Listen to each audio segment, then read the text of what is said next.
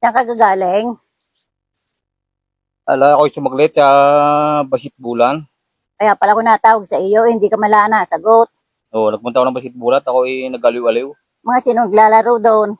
May mga dumayo, mga taga-bayan, taga-Batangas. Kaya ako nga pala may ulitin sa inyo. Ano yon?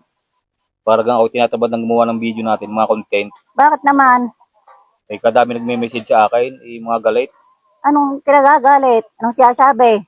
Katulad na rin sabi ng isang ari, tigilan na daw natin ang paggawa ng mga video. At ako daw ay mayroon ng nasasagasaan na tao. Anong nasasagasaan? Hindi ka man marunong mag-drive. Kaya nga, hindi nga iniisip ko.